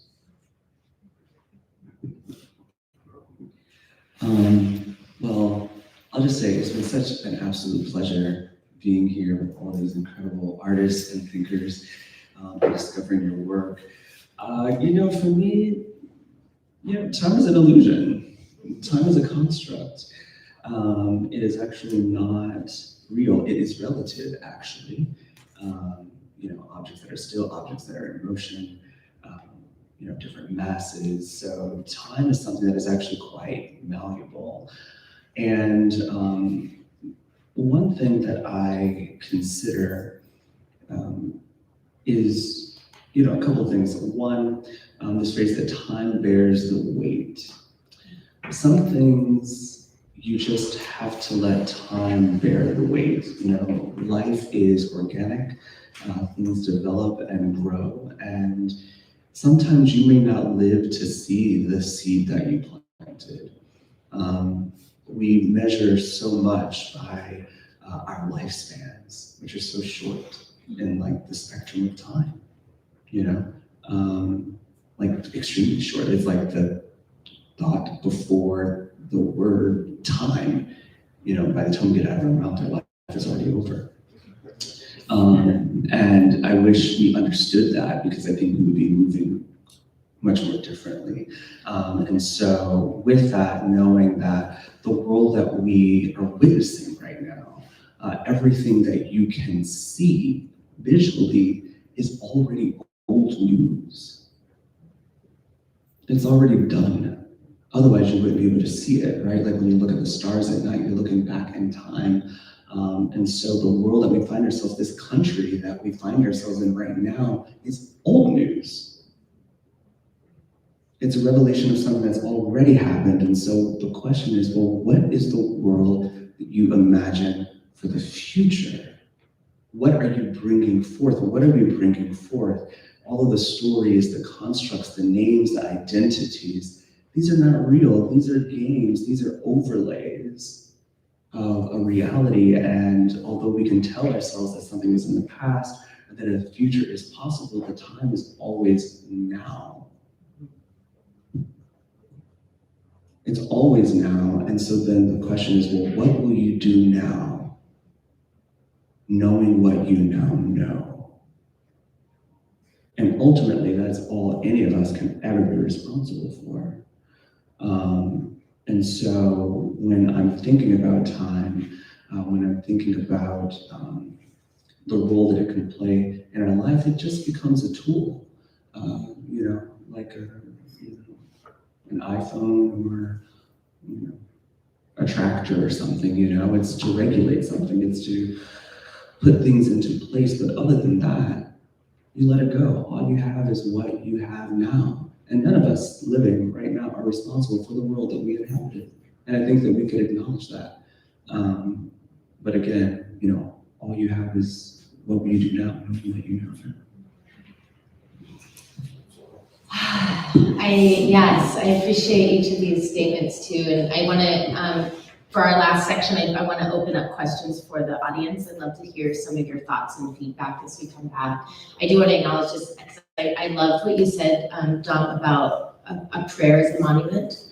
That that hits really strong for me. Again, thinking through this non-temporal reality and how our thoughts, our prayers, our intentions, these stories live outside of any physical form. And often are the things that do really truly carry forward and shape our realities, shape our communities. You know, there's a phenomenal book that I mentioned last night in my talk by Catherine McKittridge called Demonic Grounds, Black Women and Cartographies of Struggle. And in this book, she really lays out the realities of these whole maps of experience that have been shaped by Black communities and shaped by communities and cultural communities across the world, you know, that aren't necessarily the maps, the physical maps that we see. There's a lot of layers of navigation through our stories all of the time. There's whole roads, there's monuments in the world to Black thought. You know, James Baldwin does exist as a monument that we can visit anytime. You know, Nina Simone's in there, like, you know, all these beautiful people, Zora Neale Hurston's in there. Like, these are beings that exist from their thought forms, like, that we can go to. You know, all of these brilliant thinkers in our books. You know, when I look at my library, I'm like, oh, these are all my friends. You know, like, I can just go visit them at any time and like gain this knowledge, you know. And so non-temporal memory keeping is as important as temporal or place-based memory keeping. So yes, a prayer is a monument. And so my dream is finding ways that we can encourage the continual development of these prayers and stories, right? So as I, again, thinking through, you know, this project I'm doing here in New Haven, part of my dream is to, you know, create multiple points throughout the campus and throughout New Haven where you can engage in these critical thinking processes that of Black people, you know, individuals who we haven't heard or seen their thoughts. We're pulling them out of the archives, these, you know, petitions for freedom that enslaved people, you know, brought to the State House, and, you know, saying all men are created equal. You know, I am as equal, you know, to you. You know, that my skin is no different. And, you know, this being the seed of abolitionist thought, right, that is born. And those stories are our monuments as well. So just holding that, I'd like to open up questions to you in the audience around this conversation. What are the monuments that you want to see? What are the monuments and ways that as community members you want your stories to be told and shared in the public world? Dario, I want to say I'm sorry for your loss. Harvard really went down bad. I'm sorry.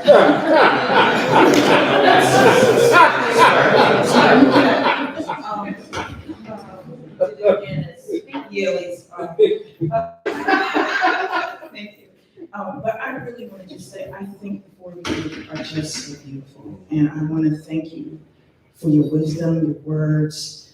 Your parents raised you right? And it's a gift to be able to sit where you are, to be able to express yourselves, the power of that, the power to bring up our history, our legacy as people. There's power in the name, right? We all have a name, and being able to live up to that name is an incredible thing. To be a parent, a mother, to be able to name a child is such a gift, and a lot of us take advantage of that. And so when you think about our ancestors and the names of our ancestors, not just the faces that have been lost, but the names. Who are they, right? Why did they get that name?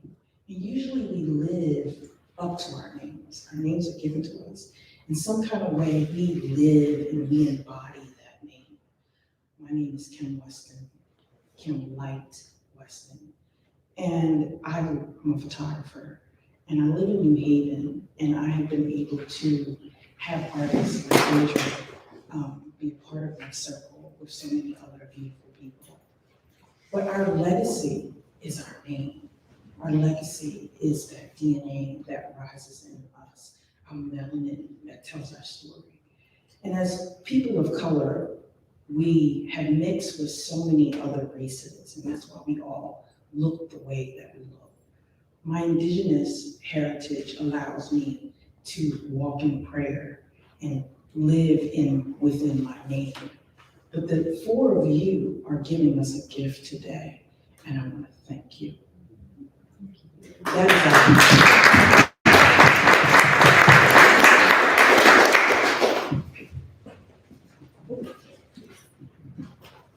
Hi. So thank you guys. This is really great. I took a lot of notes if you guys need them.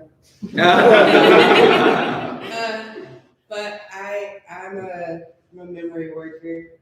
I am my family's archivist at this point. And at this point, I also am at the point where I'm questioning the archive and its limits and its inability to really tell me anything about the interiority of my people. So I was wondering about refusal and about how you guys are thinking about or engaging with what our ancestors withheld, and do we continue to withhold those things, or do we talk about them?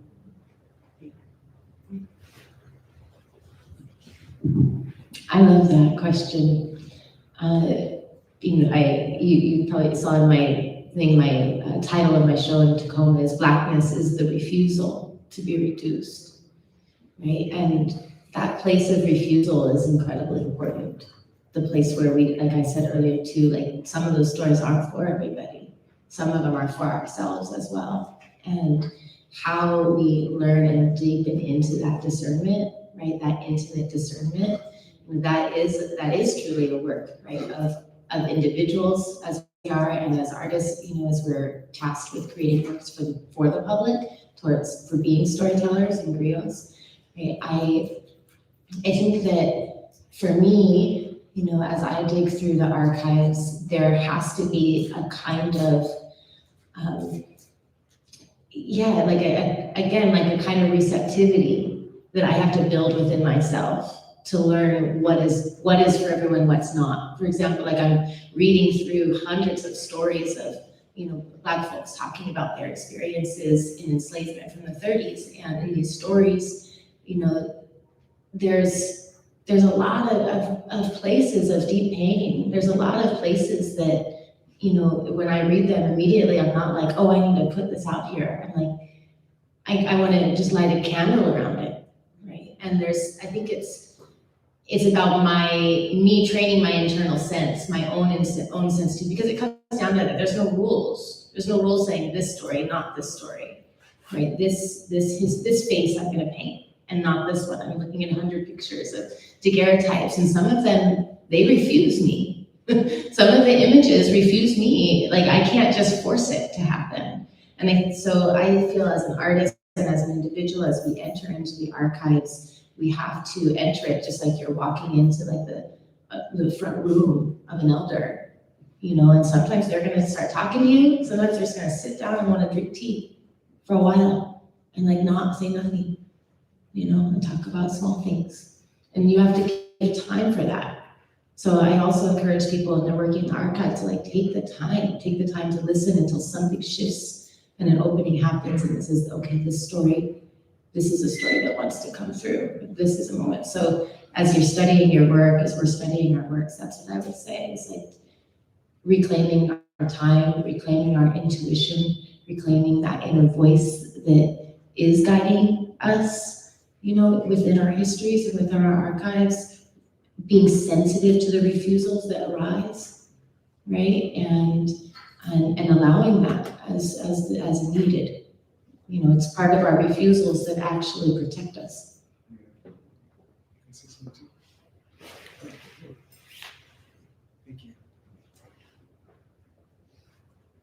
Thank you. Sorry. Well, I'll just speak with my voice. When I was doing the Dr. Boucher mural, I actually he's buried in Evergreen Cemetery. So I went to his grave and I sat on this tombstone and I spoke to him. And I was like, I'm trying to do this. I'm trying to make an image that creates a monument to you and your accomplishments. And if you don't want me to do that, I want you to show me through the universe that you don't want me to do that. Because the first time I tried to make that mural, I got rejected for the funding and I got rejected for the space. And I was like, maybe this isn't supposed to happen. And then it ended up having to happen. Like, it just worked out. For the Amistad mural, I went on the Amistad to do sketches of, like, to get accurate sketches of the boat for the mural. And after that, I got very, very sick. And not like seasick, but like spiritually sick. And it was like after I went down into where the replica of the slave ships, where the slaves were kept, and came back up, something had changed. And it was really, really bad. And I was like, maybe this is why this isn't happening. Maybe this is a no. And you have to be sensitive when you're dealing with archives and ancestry. And you have to have an ear that listens with these ears and with like this one too. So I'm not pushing it too hard. I'll try a little bit to make that Amistad piece to be done. But I visited the graves of the Mende captives that are in the cemetery that are here, and I spoke with them as well. And this isn't really like an academic way of creating artwork, but I really felt like if the permission is going to be granted, it has to come from them. So even if the bones aren't in front of you, you can like put that intention into the sky, into the ether, and you'll get back images, you'll get back messages and feelings on whether it should happen or not. So it's a really delicate thing, and there is a lot of pain in these stories sometimes. Sometimes it's just for us. Sometimes it's just supposed to not be told. But the sensitivity of how that transpires is really up to us as keepers of the stories.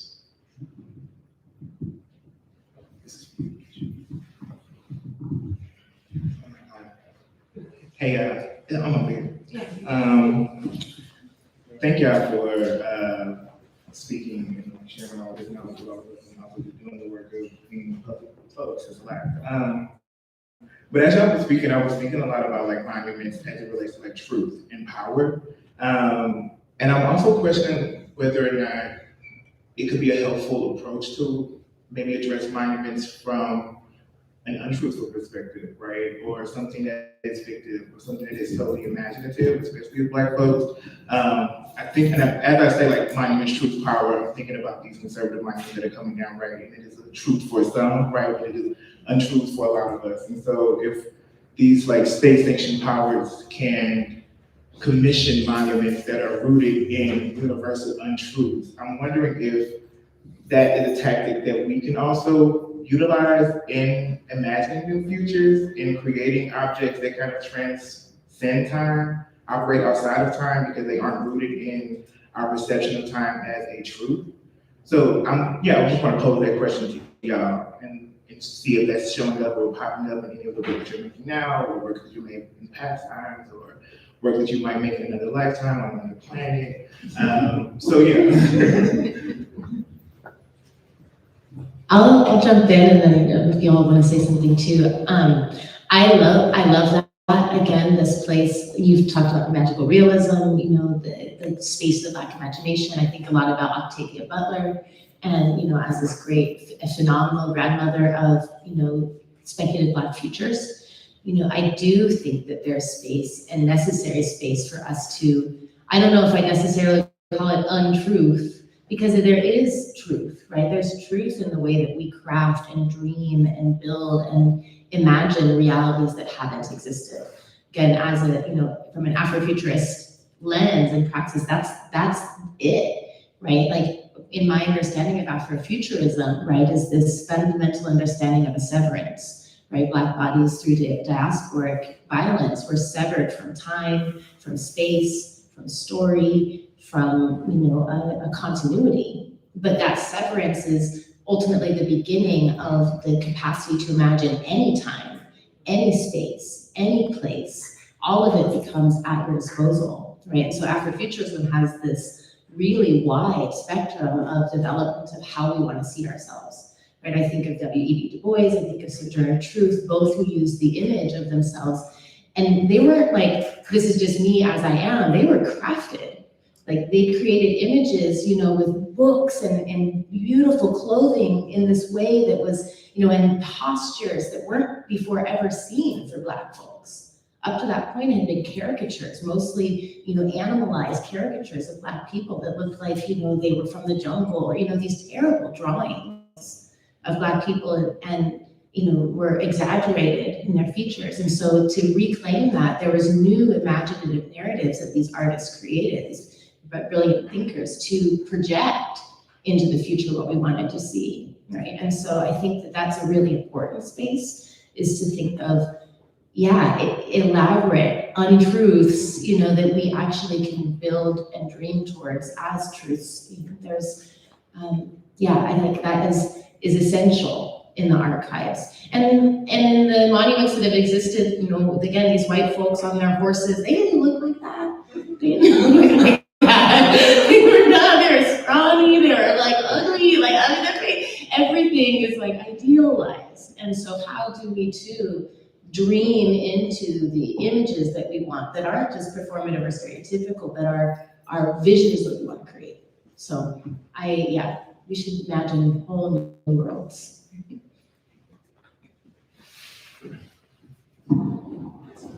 Hey, Johnny. So good to see you, Jazz. He's also from St. Louis.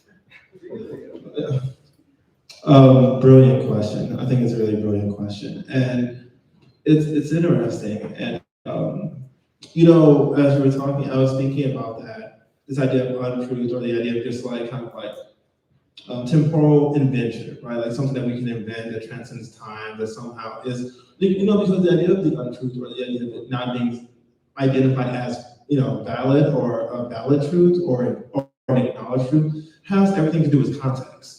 When slaves were making music or creating certain dances or whatnot, it wasn't perceived as real music or real this or that.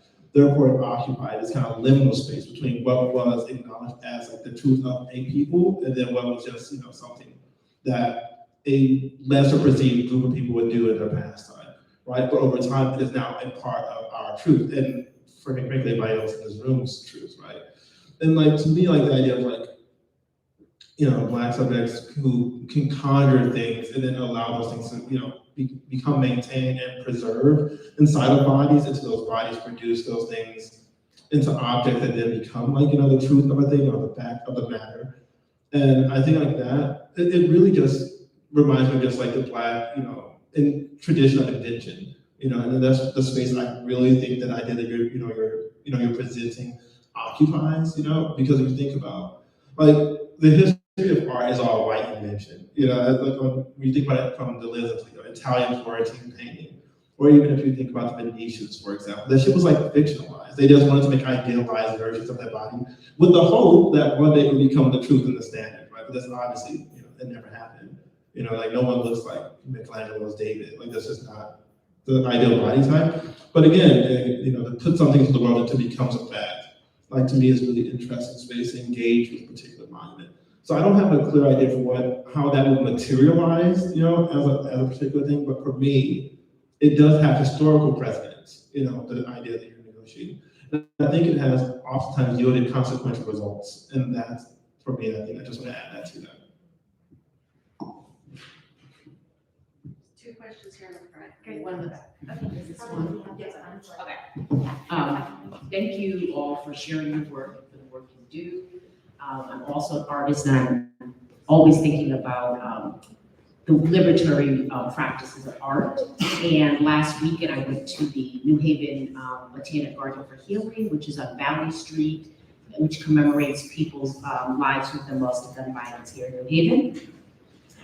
And it has me thinking a lot about grief and about mourning, and especially about public mourning. And I'm wondering how you think about those things in terms of your own art or art in general. And I think about what is the role of mourning, especially collective mourning, which we're doing together at that garden in the future. And especially as it comes, when it applies to something that is ongoing, right? Because the garden has a brick for each person who's been murdered. And there's just all this space left for the bricks that will come. And that's really, really hard.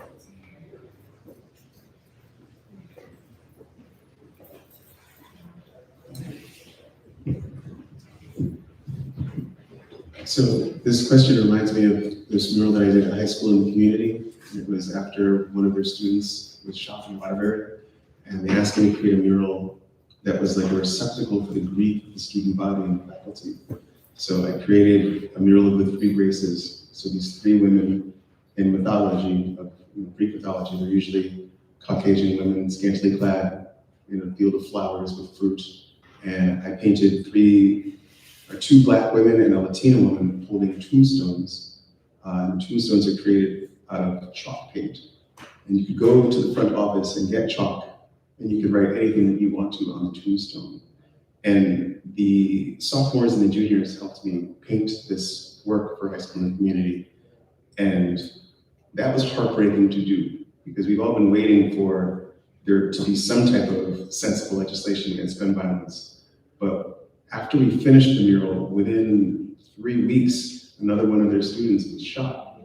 And knowing that you created something to hold grief for gun violence was being utilized so quickly after creating it was like a heartbreaking thing for me. And the kids, when they were working on it, were talking to me just like, thank you for making this, thanks for allowing us to create this. And I'm just like, none of us should be here making this. None of your classmates should be pouring their grief out on the wall, but if it has to happen, let it happen here. And I think our hope as a society is that at some point we'll need to make these types of monuments to grief. But given the history of this country and its like obsession with gun violence, we're probably gonna need to make more spaces for it. And I don't know what the answers are. I wasn't called to create something to solve the problem. I was just making a receptacle for grief. And I think we need more of them, because it's not a problem that's stopping. And every time it happens, lives are shattered, exponentially shattered. And there's something really wrong with us. And I hope that we can find a way to do more than just hold our own grief. As someone who, so much of my work is grounded in holding and working with communal grief and grief practice. And I think that for me, as an artist approaching creating spaces for grief work, one of the things that I continually try to remember is the recognition that grief is important, necessary, and essential for our human becoming and our communal becoming, that the society is constantly trying to minimize, erase, hide, and not allow space or time for grief. Because of the power of it. It's not because grief is bad, it's because grief is one of the most powerful tools that we have for change. Our grief is essential in our bodies, in our personal bodies, in our communal bodies, to be able to point out and to highlight the things that are important to us.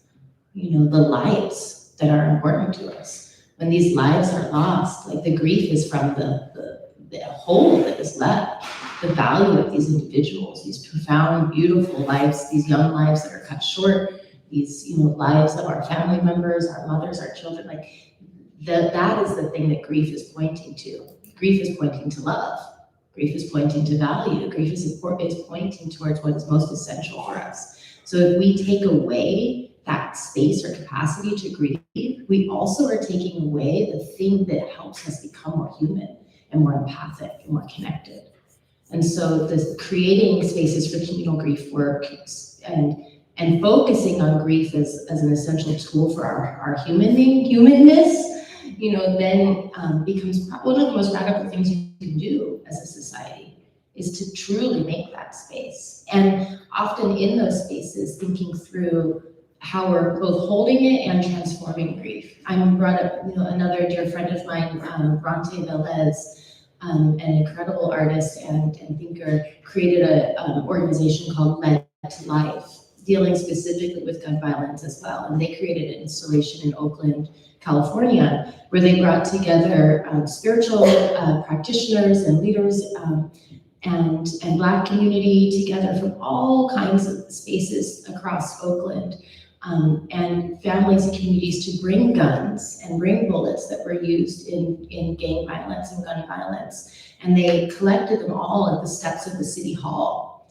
And they brought a forge, an iron forge, and forged metal workers together. And the men and the women danced and prayed around those guns and around this burning forge. And they put all of the guns and all of the bullets into the forge on the steps of City Hall, melted them down and poured them in to make shovels and hoes for gardens, right? And then those went out to the communities to give back to those communities in food and nourishment and land. And like the symbols of violence became these symbols of life and life-giving. So I think about ways that not only do we gather grief, but we also transform grief as a community into something that is going to continue to uplift us and remind us of why, we love each other so much. Yeah, thank you. Hi. Hi. Well, I'm here tonight. I don't get out in the evenings too much with these types of events. We talk about making archives, history. Take that word apart. His story. We can make, when those people made history in their time, they didn't know they were going to make history. We can make history now. And somebody talked about it right now. I think I'm making history right now because I'm living for them now. I determined to live for them now. A year and a half ago, I was sitting in Yale Hospital dying. I spent 11 days dying. I couldn't walk. I couldn't remember anything. I couldn't hardly talk.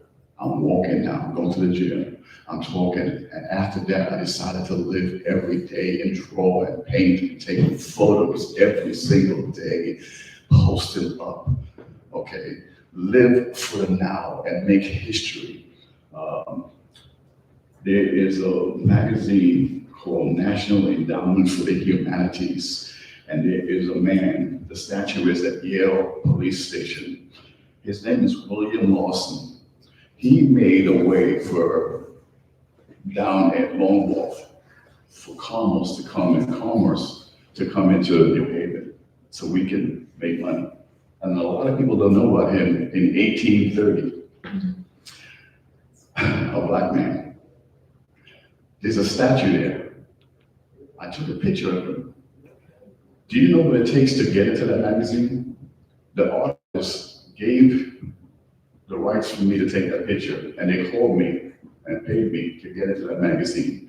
There's a black issue with Maya Angelou, with the incident at Tulsa, Oklahoma, and many other black historical events. And my picture is in that magazine, in that issue, archivable. When they send me the 2 issues with the government logo on that magazine, it's archived. My picture's in there, archived.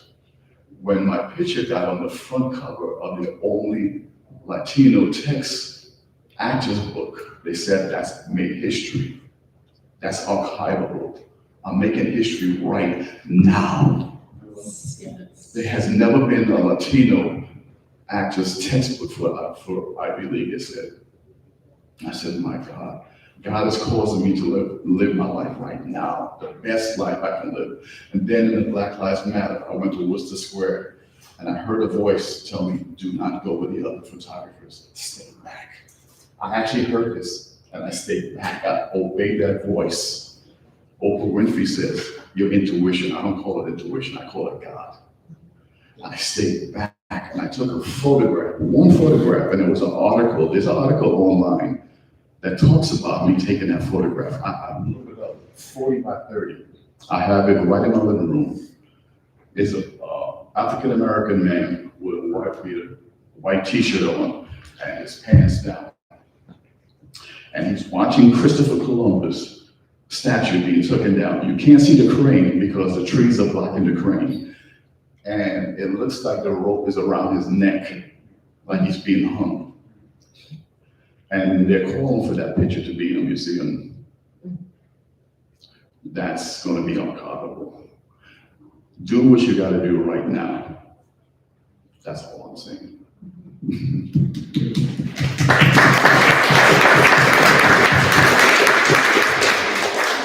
All right, I think we're at time. We're at time. We have one more question? No, please, Brett, no, it's good. All right, what's up, guys? Thank y'all for being here. My name is Brenton Shoemaker. I have this store in the front, shameless plug.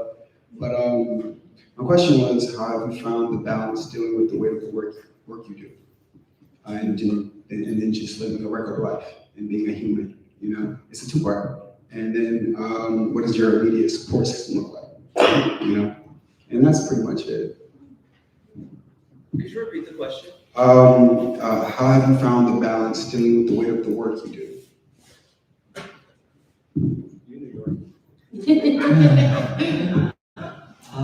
You know, like, I don't know, vast amounts of disassociation.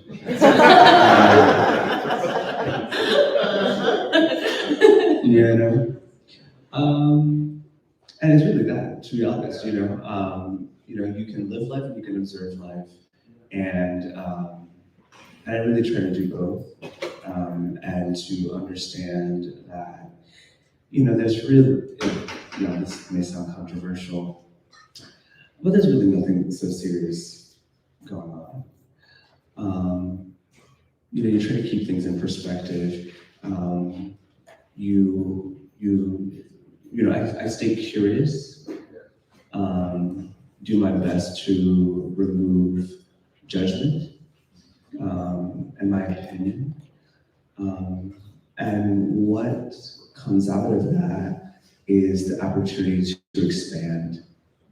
You know, there's always more space. And I think if you recognize that there's always more space around the thing you're observing. I think about Stacey Abrams in Georgia when she lost the governorship. And she created not one, but two organizations that single-handedly turned an entire state from red to blue, not purple, but blue. Why? Because she understood that there was more space. And I think if we can all get to that place, then, you know, new worlds can form. And so it's about creating the space, and it also allows you to expand, right? Because I don't know what your belief system is, but those very people that you maybe dislike or feel like they are a them, or perhaps creating narratives or stories that you personally do not like.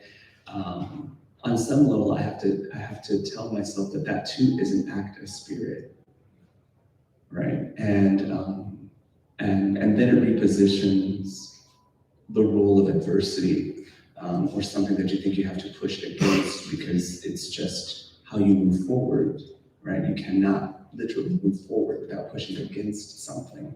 And so friction, adversity, these things are actually not always what we think they are. And then the second part of the question was what? It was your immediate support system. My primary support system,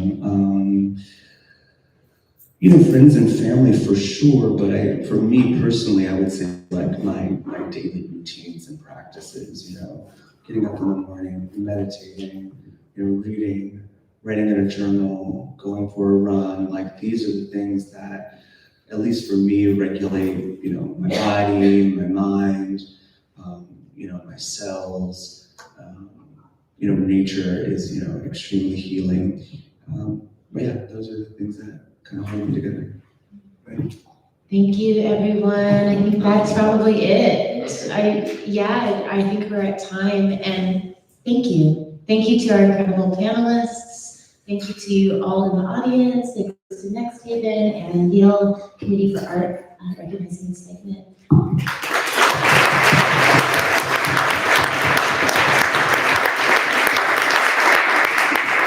Can we give it up to our incredible panelists for all this time and the work that they do. And just real quick, wanted to plug, if y'all are around tomorrow, Sunday 3 to 6, we are having the closing celebration for Reverence and Archival Altar, which is our exhibition that is in the gallery. It has been up since June, and it has been an incredible opportunity for us at Next Haven to host a completely New Haven exhibition, honoring 8 Black New Haven families with their everyday greats. And so there are incredible portraits and altars that honor each of those individuals, and their stories are there as well. We are coming to a close, so 3 to 6 tomorrow, all ages. We're gonna be having some awesome art making activities, and artists and families that participated in the exhibition will also be talking about their experience with that. So we hope to see you if you can make it. And if not, we love you and can't wait to see you next time. So everybody have a good night and safe way home. All right.